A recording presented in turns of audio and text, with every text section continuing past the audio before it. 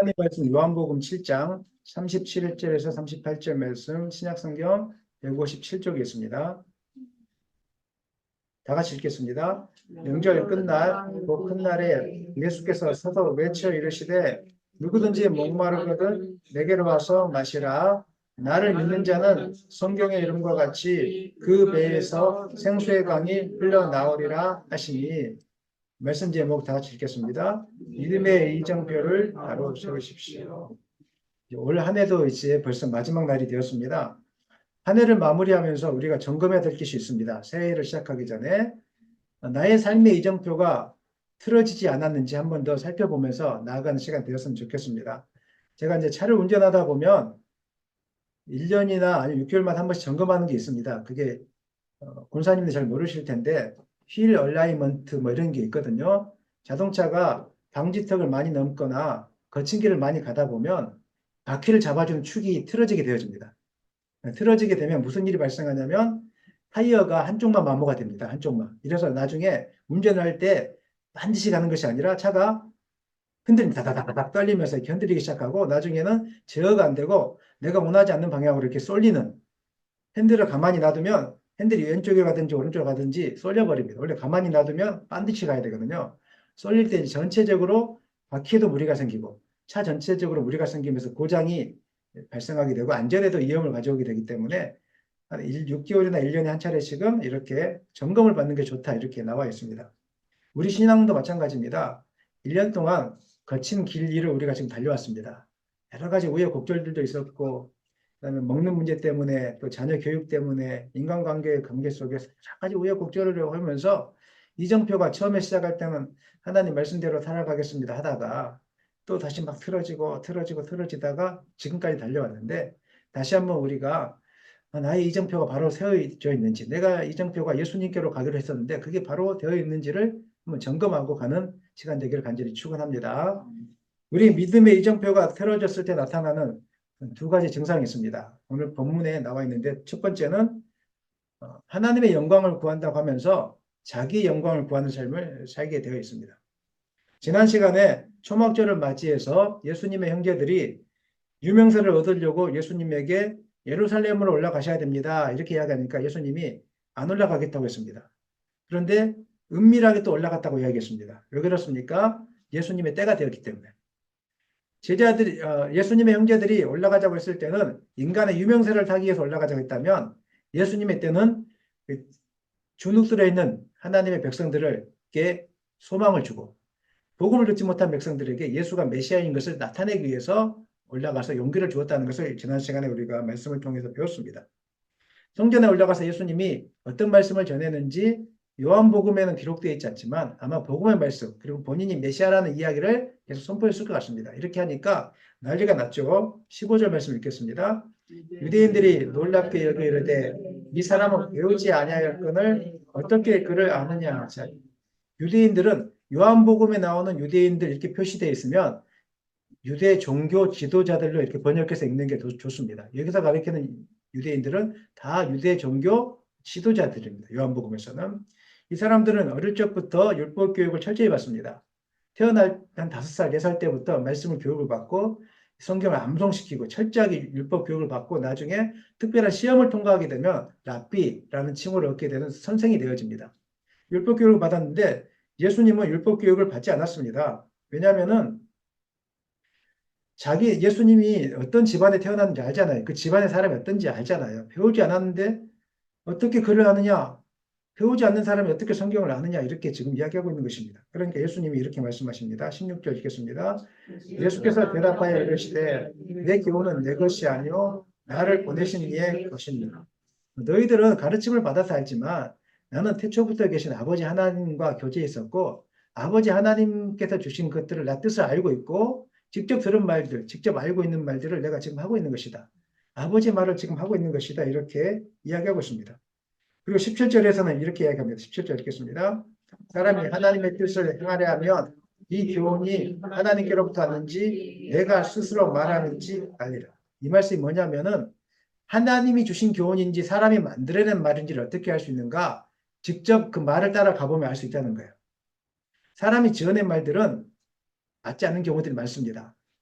요즘 책도 성공하는 방법, 주식 투자하는 방법, 아니면 부동산 투자하는 방법, 많은 책이 나오지 않습니까? 책대로 따라가면 되어집니까? 안 될 때가 많습니까? 안 될 때가 많죠. 왜 그럴까요? 그거는 책을 쓴 사람한테만 해당되어졌던 거죠. 그 책을 쓴 사람이 그 경제적인 그때 그 시점이 경제가 활성화되어졌었고 모든 게 호황기였기 때문에 그게 되어졌던 것이지. 그래서 역사적인 타이밍과 자기가 살았던 타이밍이 맞았기 때문에 그게 되는 것이지. 그런 타이밍이 안 맞는 데다 투자해버리면 책대로 하다가는 큰일 나는 것입니다. 그래서 사람이 만들어내는 말은 아무리 좋아 보여도 진리가 아닙니다. 검증해 보면 압니다. 그런데 놀라운 것은 성경 말씀을 따라가다 보면 하나도 틀린 게 없습니다. 성경 말씀은 따라가다 보면 손해보는 것 같아요, 처음에는. 과연 내가 이렇게 살아도 될 것인가? 주님이 말씀대로 살면 이게 손해보는 것 같고, 시간도 낭비하는 것 같고, 모든 게 다 아까운데 이게 될 것인가? 놀라운 것은 말씀대로 가면은 하나님 역사를 이루십니다. 실제 하십니다. 우리 자녀들이 아버지의 모습을 보면서 그것들을 경험하고 있고, 가정 예배 가끔씩 들을 때 물어보면 그렇다라고 이야기합니다. 물어보면 그렇지, 그렇지, 그렇지. 억지로 하는 게 아니라 아이들 스스로가 그렇게 이야기해요. 왜냐하면 저는 하나님 앞에서 무릎 꿇고 살고 있기 때문에 그리고 말씀대로 살면 되어진다는 것을 알고 있기 때문에 그렇게 했더니 진짜로 되어지더라고요. 그래서 저는 확신이 있어요. 비전 트립을 하자고 한 이유도 확신이 있었기 때문에 하나님이 이루신다는 확신이 있었기 때문에 선교사님을 초청하고 우리가 또 그분들에게 후원하는 이유도 확신이 있었기 때문에 말씀대로 하면 하나님 책임져 주신다. 이게 바로 해보면 알아요. 살아보면 알아요. 어떤 게 진리의 말씀인지. 사랑하는 여러분, 올 한 해 여러분의 틀어진 이정표를 바로 세웠으면 좋겠습니다. 살다 보면은 사람들 말 많이 듣게 돼 있어요. 우리 남의 자식들이 잘 되다 보면 마음이 쏠려요. 그렇게 나도 그렇게 키워야 되는 게 아닌가. 막 번잡하게 가요. 막 이렇게 하고 또 남의 말 듣다 보고 막 정신이 사나워져요. 그럴 때마다 말씀에 돌아와서 나는 하나님 말씀을 따라가겠다. 나와 내 집은 여호와를 섬기겠다. 그렇게 되기를 간절히 축원합니다. 18절 한번 읽겠습니다. 18절 스스로 말하는 자는 자기 영광만 구하되 보내신 이의 영광을 구하는 자는 참되니 그 속에 불의가 없느니라. 지어낸 말을 하는 사람들, 이 사람들은 자기의 영광만을 구하게 되어 있습니다. 그 스스로 말하는 자는 유대 지도자들이죠. 이 사람들은 하나님 말씀 외에 모세 오경 외에 또 다른 것들을 많이 지어냈어요. 율법의 조항들을 안식일날 지키려고 많은 조항들을 뭐 몇 발자국 움직이지 말아라, 물을 어떻게 뜨면 안 된다 이렇게 스스로 지어냈단 말이에요. 세부 규정을 지어냈던 이유는 무엇이냐면 결국은 자기가 똑똑하다는 걸 보여주고 사람들 앞에 자기가 더 낫다는 걸 보여준다는 것이죠. 그런데 거기 안에 어폐가 많이 있었어요. 심지어는 그 내 부모를 공경하라 10계명 몇 계명입니까? 5계명이잖아요. 이 계명 안에 덧붙였어요. 보르반이라고. 보르반이라는 뜻은 무엇이냐면 세금을 많이 성전세를 많이 거두려고 부모에게 돈 주지 말라는 거죠. 그래서 하나님께 돈을 헌금을 많이 바치면 그것이 곧 부모에게 한 것이다. 말이 그럴싸하죠. 하나님께 바치면 다 그렇게 그 부모에게 한 것이다. 이렇게 하고 보르반이라는 제도를 만들어서 성전세를 많이 거둬들였어요. 부모에게 안 해도 된다. 이런 나쁜 사람들이에요. 오늘도 제가 신앙생활을 하면서 교회 안에서는 열심히 잘하면서 가정에게 부모님에게 못하시는 분들 볼 때 저는 빨리 집으로 가시라고 이야기하거든요. 교회에서는 헌금을 많이 하면서 부모님에게는 이만한 거 하는 거 아까워하는 분들 볼 때 하지 말라고 하거든요. 성경은 그것을 가르치고 있지 않아요. 그렇다고 해서 제가 헌금을 아예 안 하고 있는 분들한테 아유 그거 괜찮습니다. 이 말을 하는 게 아니에요. 헌금은 당연히 해야 되는 것인데 부모님께 하지도 못하고 형제 자매들을 섬기지 못하면서 하나님께만 잘하고 있다. 이건 지금 말씀을 잘못 적용하고 있는 거예요. 하나님께도 잘하시고 부모님, 형제 자매들에게도 잘하시기를 바랍니다. 명절 때 되면 인사도 좀 하시고 나누시고 잘 살고 있는지도 알아보시고 잘 먹고 잘 산다고 배 아파하지 마시고 여러분이 가지고 있는 축복의 권세를 축복해 주세요. 그럼 여러분이 큰 사람이 되는 것이고 여러분에게 하나님 더 큰 복을 주실 거예요. 그러면서 예수님 뭐라고 이야기하냐면 너희 영광만 구하고 있다고 하면서 너희가 율법을 지키는 목적은 하나님의 영광을 구함이 아니라 너희들 영광을 구하기 위함이라고 이렇게 이야기하고 있는 것이 너희들이 잘못되고 너희들이 어긴 것이다.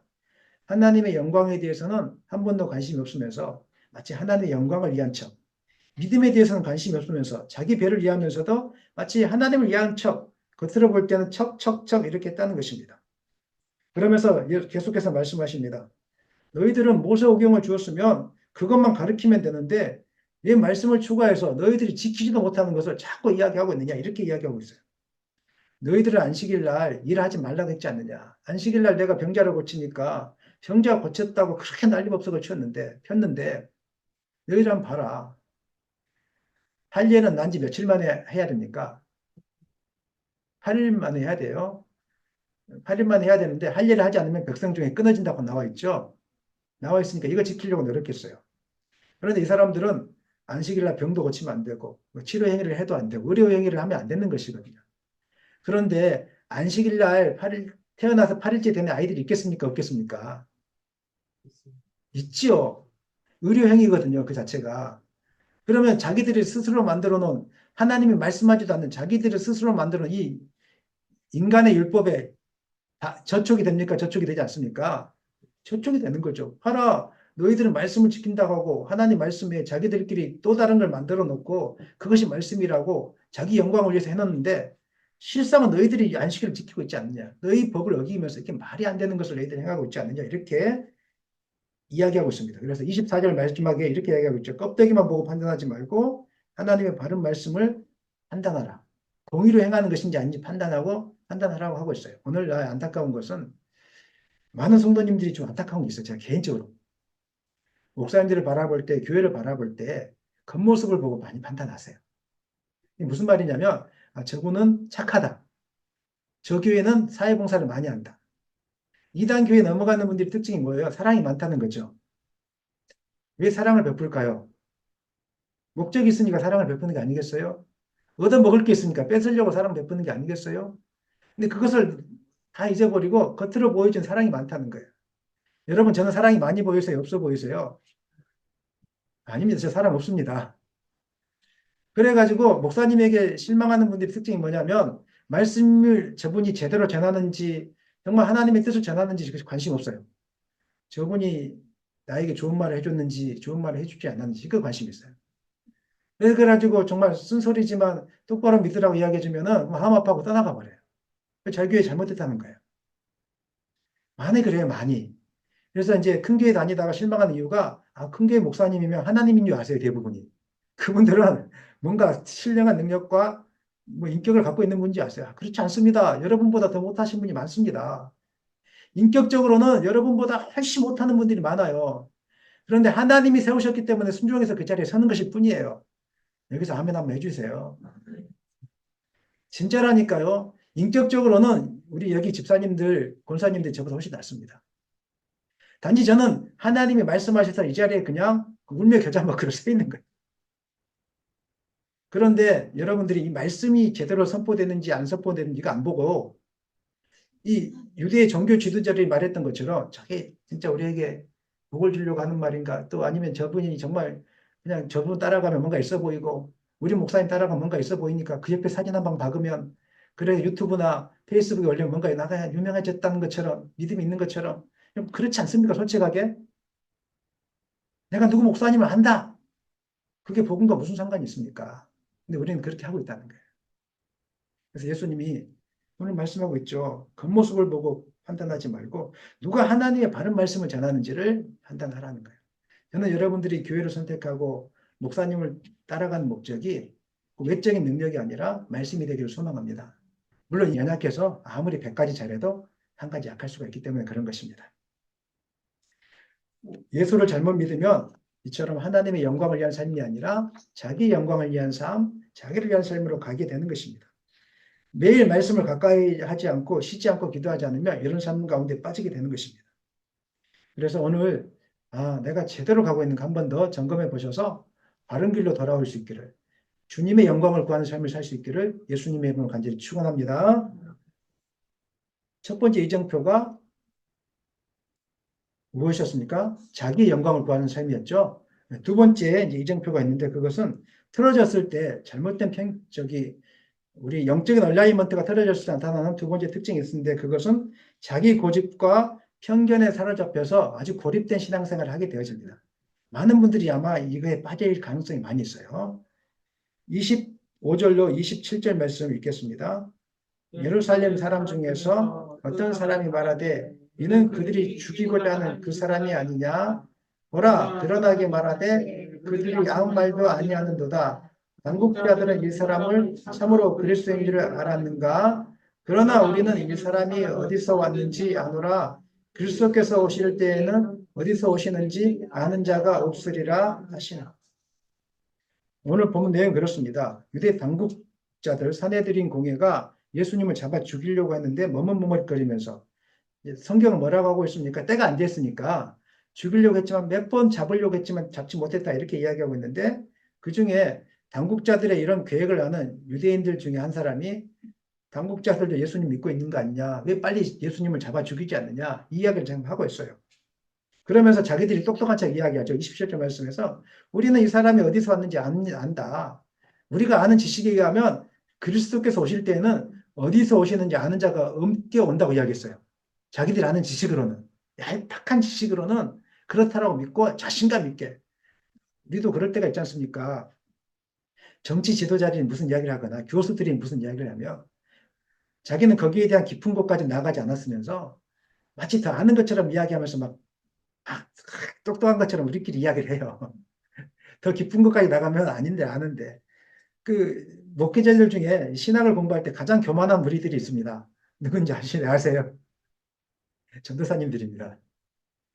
신학교에 가면은 전도사님들이 얄팍한 지식을 가지고 교수님들하고 얼마나 싸운지 모릅니다.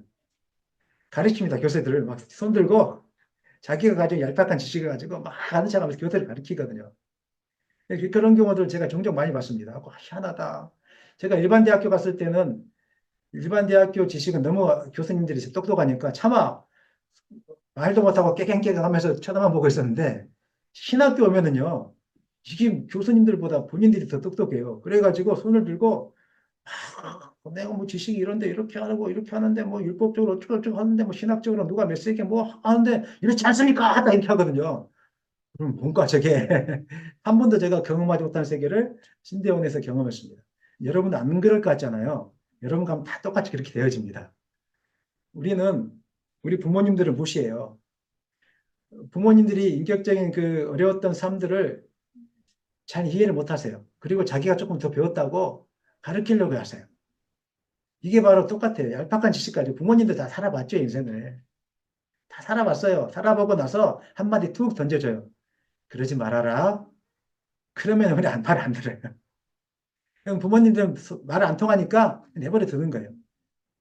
아이고, 또 고생하겠구나. 또 고생하면서 깨닫겠구나. 이렇게 되는 거예요. 이게 우리가 얼마나 교만하고 얄팍한 지식이 있는지 몰라요. 그걸 가지고 진짜인 것처럼 자꾸 하고 있어요. 신앙생활을 할 때도 마찬가지예요. 얄팍한 지식 가지고 내가 마치 신앙의 세계를 다 알고 있는 것처럼 교회 와서 평가를 해요. 목사님 설교를 평가하고 그다음에 목사님 뭐 신앙의 자세를 평가하고 자기가 알고 있는 조그마한 지식을 가지고 모든 사람에게 가르쳐 주려고 하고 정말 교만한 일입니다. 오늘 이 사람들이 이렇게 했던 이유가 있어요. 왜냐하면 당시에 그리스도의 출현과 대해서 두 가지 생각을 가지고 있었습니다. 첫 번째는 그리스도가 베들레헴에서 나실 것이다. 미가서 5장 2절 보니까 지난 시간에 배웠지 않습니까? 베들레헴 에브라다야 하면서 이렇게 나와 있어요. 예수님 베들레헴에서 태어났습니까? 안 태어났습니까? 태어났죠. 근데 이 사람들은 베들레헴에서 태어나는지 모르고 있어요, 지금. 그러니까 겁 없이 이야기하고 있는 거예요. 그 다음에 두 번째는 그 말라기서에 보면은 모르게 오실 것이다. 그다음에 다니엘서에도 보면 또 모르게 오실 것이다. 구름 타고 오실 것이다. 이런 이야기가 있거든요. 그래서 메시아 보면은 아마 구름 타고 올라오실 것이다. 이런 추측들, 갑자기 오실 것이다. 이런 어, 설들이 있어서 이것들을 지금 믿고 있었어요. 이 사람들이 그러면 정확하게 성경을 연구한다든지 알아보면 되잖아요. 주변에 흐르는 그 소문들을 듣고 그냥 그럴 것이니 하면서 자기가 마치 그걸 믿고 흘러 들어간 소문을 듣고 이런 일들. 신앙적인 부분뿐만 아니라 우리 삶에도 그런 게 많지 않습니까? 사실은 많이 배운 사람보다 이제 얄팍한 지식이 있는 사람들이 용감해요. 책 한 권 읽은 사람들이 용감하다 이런 말이 있는 것처럼. 이 사람들은 불확실한 지식에 근거해서 지금 이렇게 용감하게 말하고 있는 거예요. 예수님이 오시는 이 사건들은 구약 성경에 복합적으로 이야기하고 있습니다. 어느 한 가지만 이야기하고 있지 않고 예수님이 오실 때, 그리스도가 오실 때 어떤 사건들이 있을 것이며 여러 가지 복합적인 사건들을 많이 예표해 놓고 있었어요. 이사야서 61장에도 보면 이런 말씀이 나오죠. 한번 읽겠습니다. 주 여호와의 영이 내게 내리셨으니 이는 여호와께서 내게 기름을 부으사 가난한 자에게 아름다운 소식을 전하게 하려 하심이라. 나를 보내사 마음이 상한 자를 고치며 포로된 자에게 자유를, 갇힌 자에게 노임을 줍니다. 그리스도가 오실 때에 나타난 특징 중에 하나만을 이사야서 61장에서 기록하고 있어요. 그 이스라엘 땅의 희년과 관련해서 연결시켜서 이렇게 이야기하고 있습니다. 희년이 되어지면 노예들도 다 자유롭게 해주고 빚진 것도 다 풀어주고 이런 게 희년 아니겠습니까? 예수님이 오시면 그렇게 해주실 것이다. 그리스도가 오시면은 갇힌 자, 가난한 자에게 부유케 하는 역사가 일어나게 될 것이고 마음이 상한 자를 고치고 병든 자를 일으키고 귀신을 쫓아내게 될 것이고 포로된 자를 자유케 하는 이런 일들이 있게 될 것이다. 예수님 이렇게 행하셨어요? 안 행하셨어요? 행하셨지 않습니까? 이것들을 보쓰면서도 일부러 모른 척한 것인지 아니면 속으로 못 들고 있었는지 알 수가 없습니다. 근데 봐도 모른 척을 해요. 인정안 해요. 이단에 한번 빠지잖아요. 아무리 성경 말씀에서 이렇게 가르쳐줘도 안 본 척합니다. 한번 마음이 굳어지잖아요. 얄팍한 지식으로. 아무리 제가 이야기해주고 설명해줘도 방을 닫아버려요. 이 방향이 완전히 틀어져가지고 나중에 어떻게 되는지 아십니까? 고립된 신앙으로 갑니다. 신앙이 성숙하는 게 아니라 신앙이 고립이 되어져요. 예, 관계도 다 끊어지고 어느 교회도 적응하지 못합니다. 스스로가 고립을 자처하게 돼요. 사람들은 몰라요. 어줍잖은 지식이 똑똑한 건 줄 알고 그것이 믿음의 성숙인 줄 알고 그렇지 않습니다. 똑똑한 사람들은 아무 말 안 합니다. 진짜로 믿음의 높은 지경까지 간 사람 있잖아요. 다 그냥 왜 목사님 제가 놀라운 분을 만났어요. 그 훌륭하게 목회를 하시고 은퇴를 하신 분이신데 제가 지난번에 섬기던 교회 이제 평신도로 오셨어요. 제가 그 목사님 가정을 신방 갔는데 저보다 한참 어르신이잖아요. 저는 아주 이제 이만큼밖에 안 되잖아요. 그분은 더 큰 교회를 하셨거든요. 총회 일도 많이 하시고. 근데 그분한테 갔더니 제가 목사님 제가 신방 왔지만 목사님이시니까 목사님 말씀을 듣겠습니다. 제가 해달라고. 그렇게 했더니 목사님 뭐라고 했냐면 저는 다 내려놨습니다. 저는 평신도입니다. 목사님이 저의 목자입니다. 저에게 말씀을 전해주세요. 모든 걸 겪은 사람들은 이렇게 이야기해요. 근데 모든 걸 겪지 않는 사람들은 다 자기가 아는 것처럼 막 이야기를 해줘요. 자기가 아는 것처럼. 저는 여러분의 믿음이 이런 정도까지 갔으면 좋겠습니다. 제가 허물이 보이고 제 말씀 속에 이해가 안 되는 부분이 있을지라도 뭔가 목사님이 하고자 하는 말씀이 뜻이 있을 터인데 뭔가 지금 경험하고 하는 이야기인데 다 말 못해주지만 내가 저 말을 따라가면은 저게 성경에 그대로 나와 있는 말씀이니까 따라가다 보면 뭔가 있겠구나. 이렇게 좀 해주는 여러분이 되었으면 좋겠습니다. 예수가 어디서 왔는지 알고 있다. 이 사람도 이야기했지만 사실은 부분적인 것만 알고 있었어요. 예수의 육적인 부모가 누구이며 어디서 성장했는지 정도만 알고 있었던 거예요. 예수님이 태어나시기 전에 마리아에게 나타나서 천사장 가브리엘이 나타나서 주었던 그건 모르잖아요. 그 다음에 예수님의 출생지가 베들레헴이라는 것도 모르고 있었어요. 또 이 사람들이 모르고 있었던 것은 요한에게 세례 받으실 때 성령이 비둘기처럼 내려와서 그에 앉았다는 이야기도 모르고 있어요. 이 사람들은. 모르니까 무식해도 용감해서 지금 이야기를 지금 하고 있었던 것입니다. 심각한 오만입니다. 사람의 지식은 완전하지 않습니다. 여러분 믿으세요? 인정하세요? 지식은 날마다 바뀌어요. 이전에 옳았다 같은 지식들이 나중에 또 달라지는 경우들이 굉장히 많이 있습니다. 물론 지식이 부족하거나 불확실한 것은 문제가 되지 않습니다. 문제는 어설프고 불확실한 지식에 확신이 더해지면은 그것이 심각한 지식을 초래하게 되는 것입니다. 대개의 경우 기독교 이단들은 성경의 일부 그릇된 해석에 집착해서 확신을 심어줍니다. 확신을 심어줘요. 말씀도 때로는요, 확신 있게 전할 수 있지만 그렇지 못한 경우들이 있어요. 정확하지 않은 경우에. 정확하게 우리는 막 성령에 대해서 목사님이 뭐 첫째, 둘째, 셋째, 뭐 구약과 신약과 성경을 다 읽어주면 좋겠잖아요. 그렇게 말 못합니다. 진짜로 성령에 대해서 알면 그렇게 말 못합니다. 여러분 사단에 대해서 막 구약 성경, 막 신약 성경 하면서 막 뭐 천사장 어떻게 변해가지고 천사가 변해갖고 타락해갖고 이렇게 이야기하면 좋잖아요. 말 못합니다. 진짜로 알면 말 못해줘요. 그 아침에도 아이들에게 제가 이야기했는데 우리 집사님들 운전 잘하시죠? 운전 잘하시죠?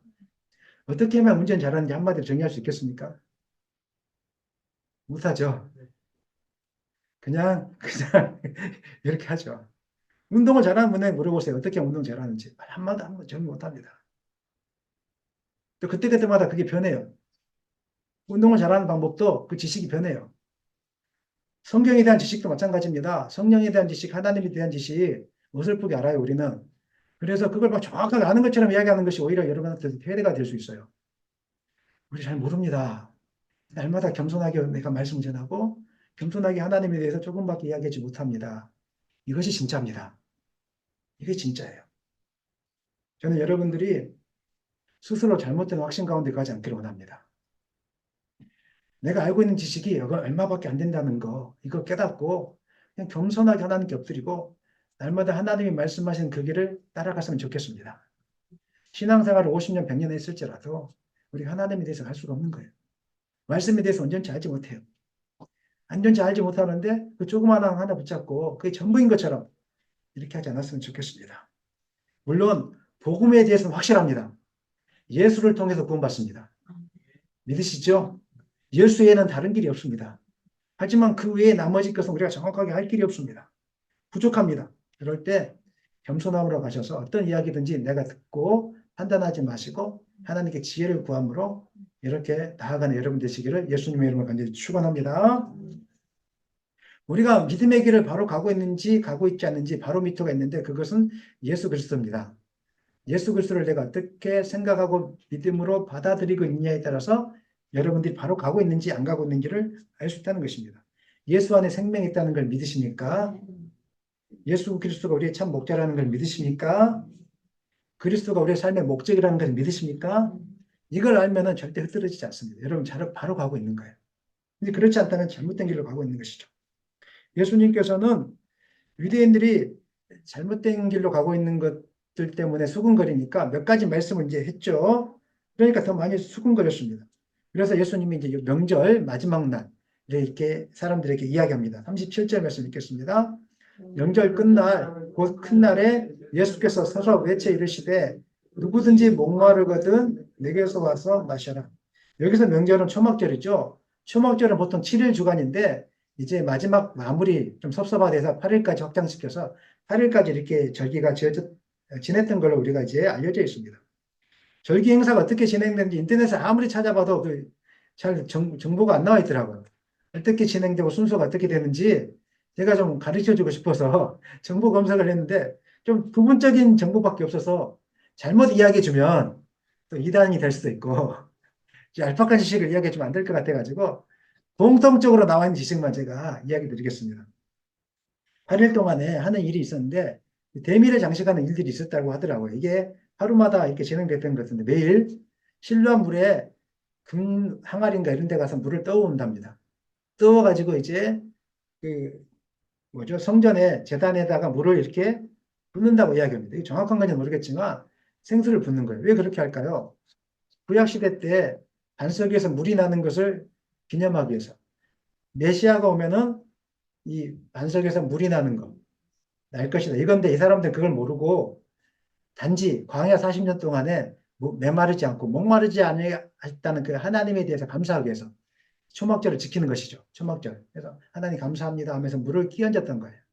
그럴 때 예수님이 뭐라고 이야기했습니까? 누구든지 목마르거든 내게로 와서 마시라. 제사장이 물을 부을 때 옆에 있는 성도들이 구원의 물을 우리에게도 주소서 이렇게 외치고 있었어요. 그런데 예수님이 서서 외쳐 이르시되 혼자 아니에요? 서서 어떻게 한다고요? 외쳐는 작게 이야기하는 겁니까? 아주 크게 이야기하는 겁니까? 그게 아니에요. 구원의 물을 우리에게 주소서 백성들이 외치고 있으니까 더 크게 예수님이 누구든지 목마르거든 내게로 와서 마시라. 무슨 말입니까? 너희들 매년마다 이 행사 하잖아. 그런데 이 행사 끝나고 나면 집에 돌아가면 또 우울해할 거잖아. 또 영적인 목마름 때문에 괴로워할 거잖아. 이 초막절에 주는 행사로 여러분 너희들의 목마름을 채우지 못해. 구약 성경에서 말했던 이 의식은 나를 상징하고 있어.